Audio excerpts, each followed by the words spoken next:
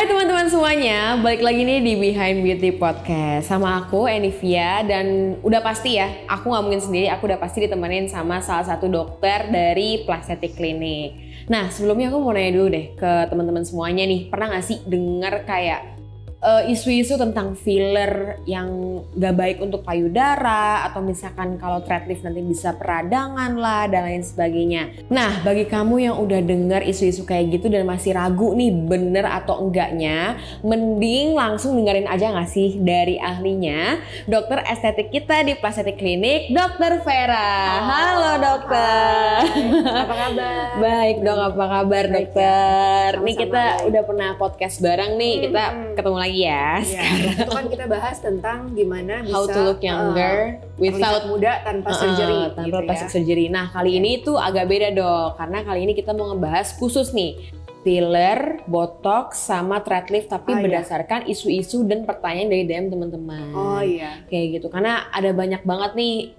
isu-isunya tuh yang ibarat kata mungkin konotasinya agak negatif gitu ya dengan tindakan-tindakan tersebut. Ya, dan kan mau tahu pasti apakah itu fakta atau mitos, Nah, gitu ya. betul banget. Jadi buat teman-teman semuanya, daripada masih ragu nih dan lain sebagainya, mending nonton podcast kita sampai habis, oke? Nah, jadi gini dok, ini ada beberapa pertanyaan yang mungkin agak banyak ya dok, dari teman-teman dan dari isu-isu ini. Yang pertama, aku mau nanya dulu nih tentang perfilleran, per dunia Oke. filleran. Boleh. Oke, jadi gini dok, bener gak sih kalau filler itu nggak boleh digunakan di bagian hidung? Karena ada artikel yang bilang kalau filler di hidung itu bisa menimbulkan pembusukan. Kebutaan mungkin ya lebih tepatnya Oh, juga kebutaan. ya. Jadi dia nekrosis jaringan sampai akhirnya bikin kita tuh buta juga bisa. Oke. Jadi memang sebenarnya kalau untuk filler di daerah hidung sendiri itu resikonya tuh cukup tinggi ya Oke, gitu. baik. Kalau saya sendiri pribadi lebih prefer hidung itu ya kita benang aja gitu. Oh, benang. Resikonya lebih kecil dibandingkan yang filler. Berarti thread lift ya dok? Betul. Oke. Dan itu juga hasilnya tuh biasanya lebih stabil loh untuk bikin batang hidung gitu. Terus pengerjaannya juga benar-benar mudah banget dan benar-benar singkat gitu, simple banget. Jadi kurang dari 10 menit pun udah bisa selesai. Oh gitu. Tapi kalau untuk filler sendiri, kenapa dia bisa sampai menimbulkan kebutaan? Itu salah satunya itu karena fillernya itu menyumbat pembuluh darah yang ada di hidung. Jadi di hidung itu ada pembuluh darah yang dia itu akan bergabung dengan pembuluh darah mata. Jadi kalau misalnya fillernya itu menyumbat pembuluh darah tersebut, artinya aliran darah itu nggak akan sampai ke mata. Oh iya Nah benar. itu yang Karena nyambung menimbulkan ya dok. kebutaan itu. Makanya memang benang pun sebenarnya harus tetap ya oleh dokter yang kompeten juga tentunya ya gitu. Tapi memang resikonya kalau untuk filler hidung jauh lebih besar. Oh baik. Jadi sebenarnya mungkin bukan pembusukan ya berarti dok. Ini mungkin kebutaan bisa gitu ya. Iya, Tapi kebutaan karena pembusukan jaringan juga sih. Pembusukan Oh, jaringannya kan karena oke, tidak oke, dapat ini suplai darah tadi. Oke, baik. Jadi balik lagi harus dilakukan oleh dokter Iya. yang profesional Iya, berarti betul. ya, biar tidak terjadi hal-hal seperti itu, Iya. teman-teman. Oke, yang kedua nih, masih Iya, tentang filler nih, boleh. dok. Filler payudara itu berbahaya nggak sih, dok? Karena ada berita seorang wanita tewas karena filler payudara. Ya, jadi sebenarnya filler untuk payudara sendiri itu sebenarnya udah di-ban ya, artinya tidak boleh lagi. Oh, X banget tuh berarti, dok. Nggak boleh banget. Nggak Jadi boleh, di guys. Amerika maupun di Eropa itu udah nggak boleh lagi gitu. Kenapa Udah sih, dok? Dari tahun 90-an, 2000-an lah gitu kan. Nah itu udah di-ban. Kenapa? Karena tadi resikonya itu memang tinggi. Dia itu bisa menyebabkan selain tadi ya, kalau misalnya filler itu menyumbat pembuluh darah, kan dia bikin nekrosis nih, artinya si jaringannya mati. Nah selain itu dia juga bisa sampai bikin yang kematian juga karena pembuluh darah yang tadi tersumbat itu. Karena pembuluh darah payudara itu sangat kompleks juga ya. Dan sebenarnya gimana ya, banyak yang ini juga nih, yang istilahnya di luaran kan banyak nih yang menawarkan filler payudara dengan iming-iming bahwa harganya itu jauh lebih murah dibandingkan kalau kita operasi dengan implan. Tapi Oke. tentu jauh lebih safe itu yang implan gitu ya. Iya, ada harga, ada kualitas ya, Benar, dok. karena tadi kan ya memang sudah di-ban juga, kemudian resikonya juga memang sangat tinggi. Dan sebenarnya kalau kayak untuk payudara kan itu harus banyak ya yang diisi ya. Iya betul. Gitu untuk satu cup kita aja nih, satu sisi gitu. Itu kan paling nggak 50 sampai 100 cc gitu. Sedangkan Oke. sebenarnya filler yang kita boleh masukin ke tubuh itu maksimal banget tuh 80 cc gitu. Itu untuk semua lah all in gitu. Tapi Ya itu tidak sebanding lah gitu, nggak worth it dengan resikonya. Jadi saya rasa tetap mendingan jauh lebih baik implan ya. Oke, karena mungkin filler itu jatuhnya kayak cairan ya dok ya? Atau filler berupa gel sih. Gel. Jadi berupa gel. Kalau sekarang memang yang digunakan banyak tuh filler itu hyaluronic acid filler. Itu yang cenderung lebih aman. Kenapa? Karena yang HA filler ini, maksudnya yang kandungannya HA, itu kan sebenarnya produksi alami. Kita juga ada HA-nya nih di kulit kita. Nah ini dianggap kalaupun dia menyumbat, kita bisa suntikin si cairan pengarut si filler ini.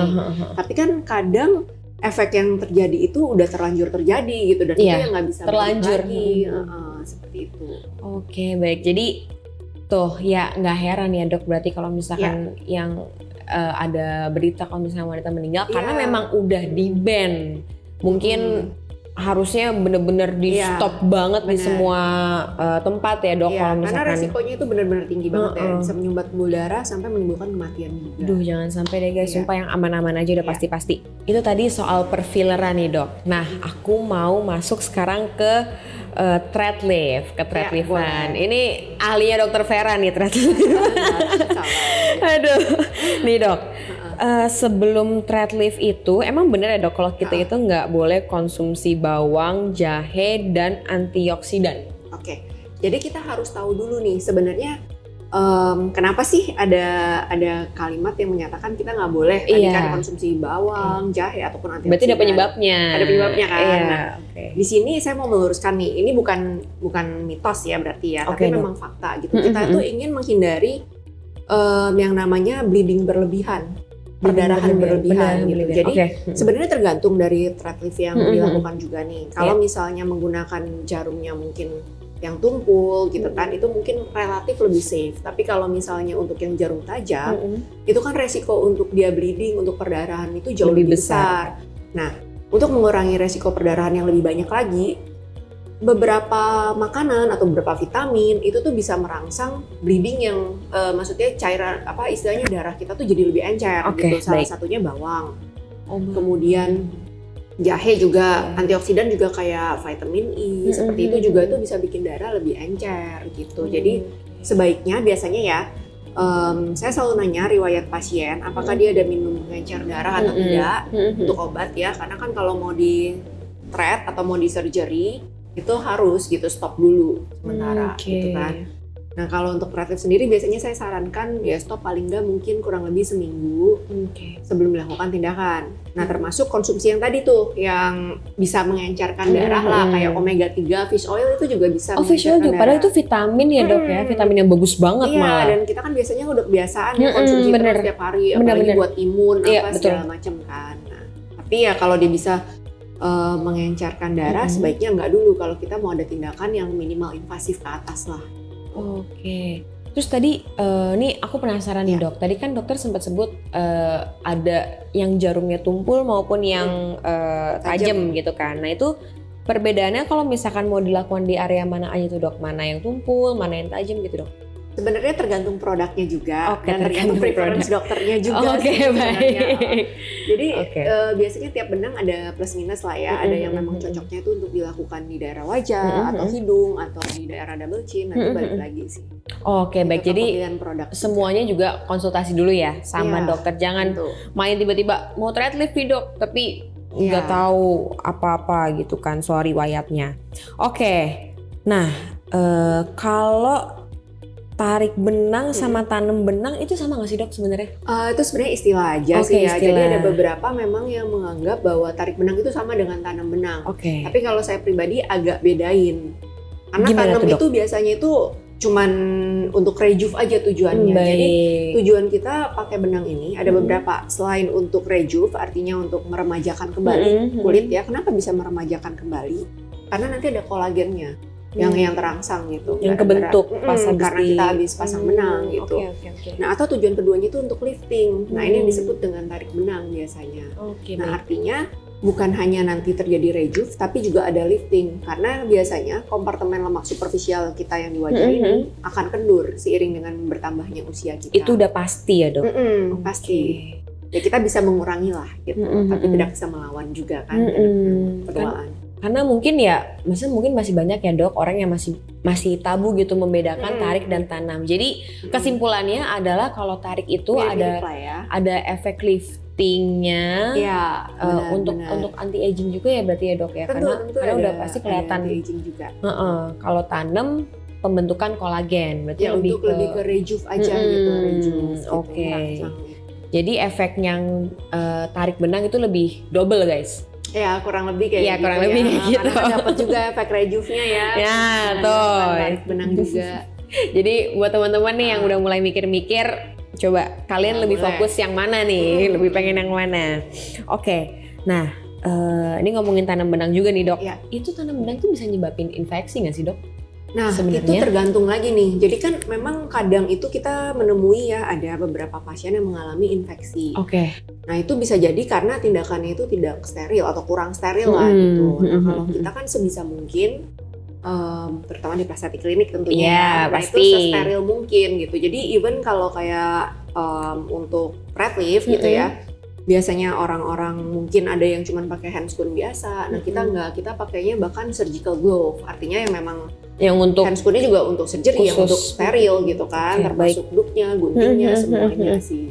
Oke, baik. Jadi sebenarnya infeksi atau enggaknya itu balik lagi berarti ke sterilan ya dok ya. Iya, prosedur itu juga. Tapi nggak kalah penting juga kepatuhannya pasien. Karena belum tentu gitu. Misalkan kita udah melakukan sesuai SOP nih, udah benar-benar steril semuanya ya. Tapi ternyata afterwards-nya, instruksi post-op-nya itu nggak dilakukan dengan baik oleh si pasien, bisa juga jadi infeksi gitu. Oke, mungkin istilahnya pasien yang bandel kali ya dok ya. Misalnya disuruh jangan pakai make up, jangan dikena apa dulu, nekat. Gitu kan. Terus tetap nggak mau dilakuin, nggak pakai antibiotik salep, nggak apa gitu.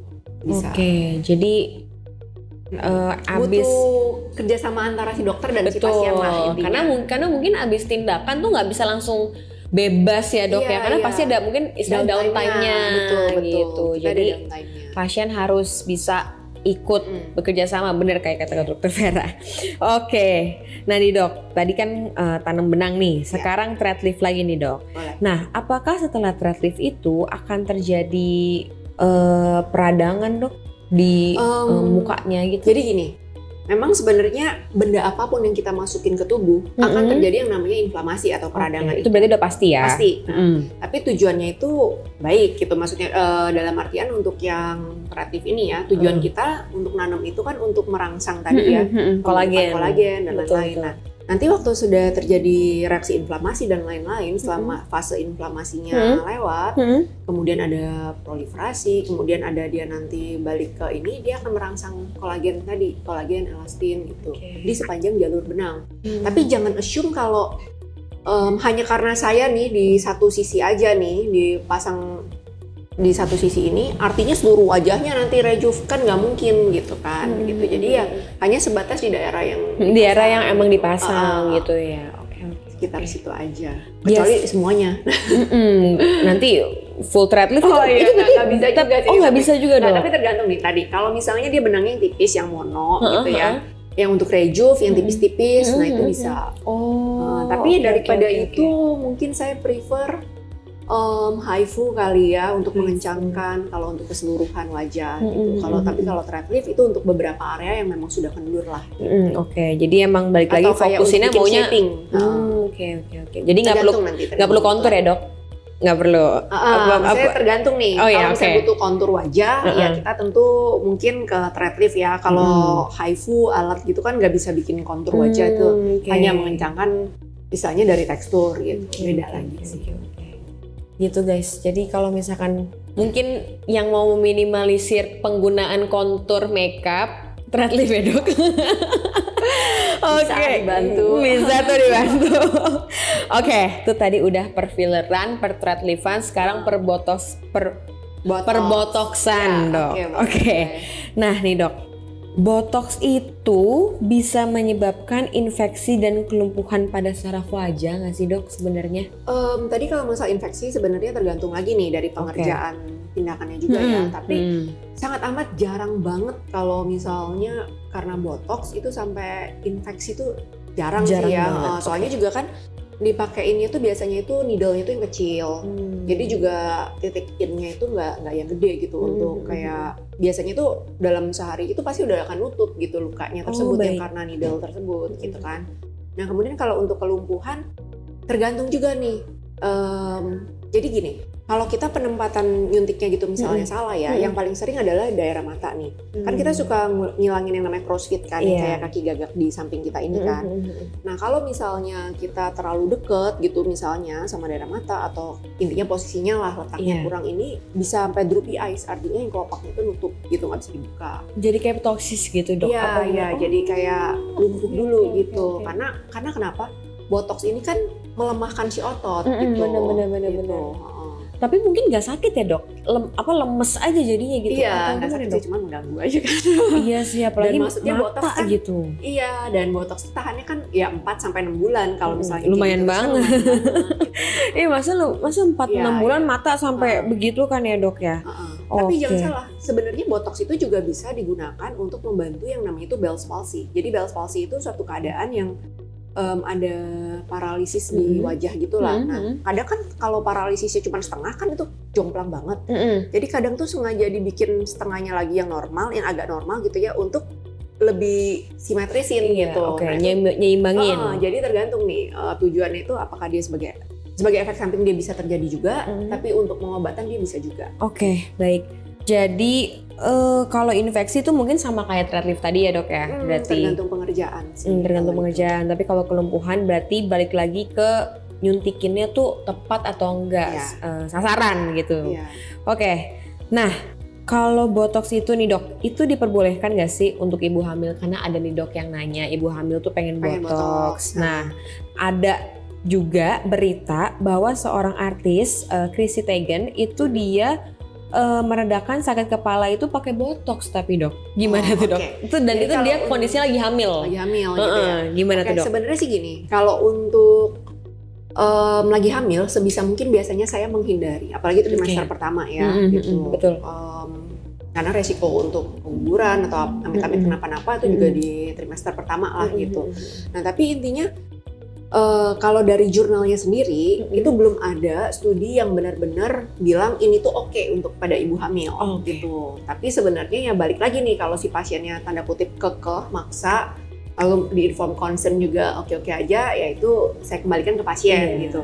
Karena kenapa tadi yang kalau misalnya Enif tanya yang untuk dia headache gitu kan pas pada lagi hamil, nah itu bisa karena botox tuh memang membantu juga itu untuk mengurangi migrain kronis kan. Jadi kalau untuk yang pasien yang mengalami dalam sebulannya ya, itu mengalami sakit kepala berlangsung terus-menerus sampai lebih dari 15 hari dalam sebulan. Nah itu indikasinya botox sih sebenarnya. Gitu. Jadi ibarat kata sebenarnya botox tuh bisa jadi obat pemulih untuk sebenarnya bukan untuk juga obatnya, tapi kayak untuk dia kan gini, jadi dia tuh akan memblok sinyal-sinyal kimia gitu yang akan sinyal kimianya ini di nerve endingnya itu dia akan mengirimkan sinyal untuk memberikan rasa nyeri.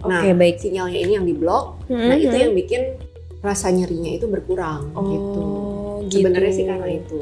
Jadi bukan benar-benar obat, tapi untuk mengurangi keluhan iya. Kayak paracetamol mungkin ya dok ya? Iya, kurang lebih kayak gitu. Tapi cuman kan kalau paracetamol kan obat, benar-benar kan. Memang sebenarnya tujuannya untuk mengurangi simptom lah, mengurangi gejala aja, tapi nggak benar-benar menghilangkan semua gitu, enggak.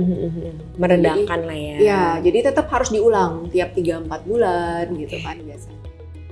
Jadi kalau untuk ibu hamil, kalau sebenarnya ya ada studinya yang bilang ini oke gitu, tapi dibalikin ke kebutuhan pasien lagi. Gitu guys, jadi ya lebih bijak aja kali ya dok ke depannya.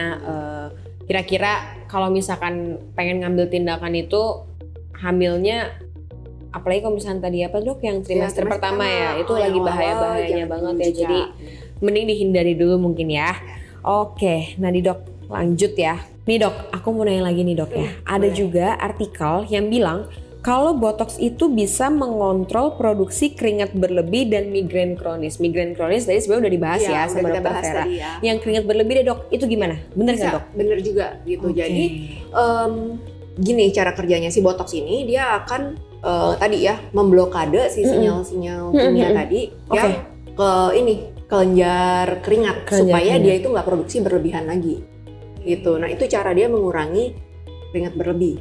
Nah tapi selain itu botox juga biasanya itu bisa untuk mengecilkan pori-pori juga tuh. Aduh, mengecilkan pori-pori. Menarik lagi itu. Ya, aduh, maksudnya lebih nyamarin lah. Kalau benar-benar sampai hilang banget pori-pori nggak mungkin kan, karena tetap akan ada. Tapi untuk menyamarkan iya. Kenapa? Dan untuk mengurangi sebum juga tadi, makanya tadi pori-porinya jadi kesannya itu lebih kecil juga. Karena dia mengurangi produksi minyak berlebih dengan cara yaitu tadi dia akan memblokade melumpuhkan si musculus erector pili gitu yang berfungsi untuk ini juga. Oke. Nah kalau keringat itu kan biasanya turunnya dari sini nih dok. Berarti itu nanti dibotoksnya di daerah sini dok? Apa biasanya gimana? Di daerah ketiak. Malah ya, di ketiak. Kan kita malu kan kalau misalnya kita keringatan berlebih, apalagi terutama pada orang yang mohon maaf berat badan berlebih kan biasanya itu ini ya keringatan banget gitu, apalagi daerah lipatan, terutama ketiak gitu. Nah dan biasanya kan menimbulkan bau nih, kan kurang sedap kan. Nah, itu biasanya kita bantu untuk ngurangin dulu keringatnya, produksi keringatnya dengan cara kita botox.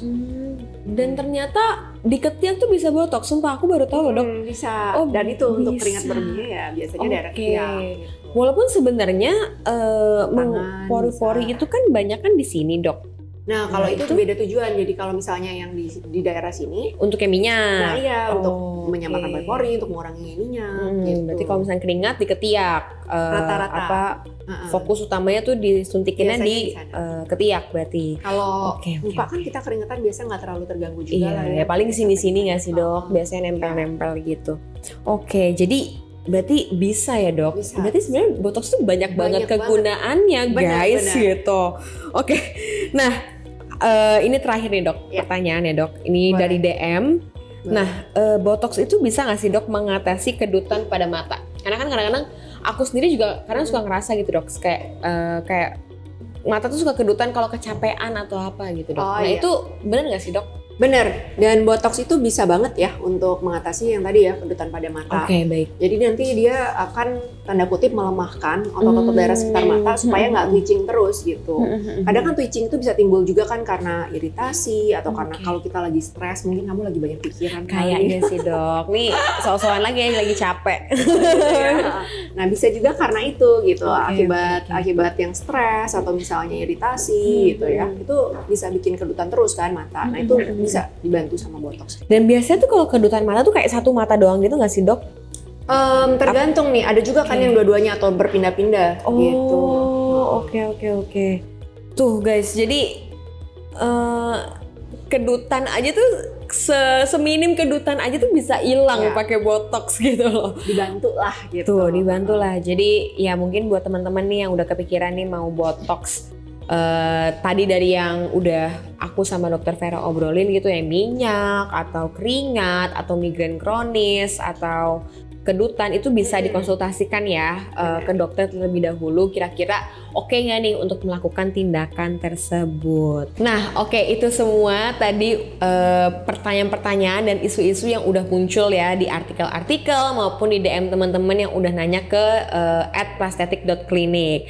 Itu semua juga udah dijawab sama dokter Vera terperinci dan sedetail mungkin yang sudah pasti dapat memberikan pencerahan buat teman-teman semua ya dok. Kalau misalkan mau tindakan filler, botox maupun thread lift.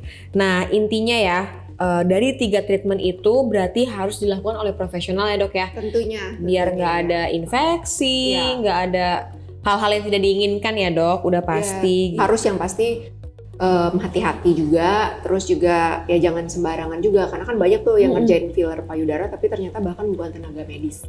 Aduh itu ngeri banget sih dok, sumpah. Apalagi sampai bisa meninggal itu ya sama yang tadi kayak aku sebutin artikelnya.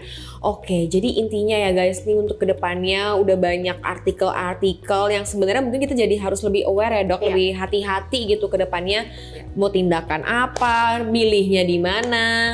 Mungkin di Plastetic aja kalian dok. Sekalian promosi. Oke, nah makasih banyak dokter Vera atas waktunya dan atas jawaban-jawabannya yang sangat menginspirasi teman-teman semuanya gitu. Menjawab keraguan teman-teman Plastetic gitu ya. Dan untuk teman-teman yang masih ada pertanyaan atau masih ragu nih pengen konsul mungkin, itu bisa langsung hubungin aja DM ke @plastetik.clinic. Nanti bakal dibales sama admin, terus nanti bakal diajuin juga nih, kamu akan konsul sama dokter siapa, akan dibuatin janji gitu ya dok ya. Oke, nah sekali lagi terima kasih banyak dokter Vera atas waktunya. Makasih juga teman-teman yang udah dengerin podcast kita kali ini. Sampai bertemu di Behind Beauty Podcast selanjutnya. Dadah. Dadah, thank you.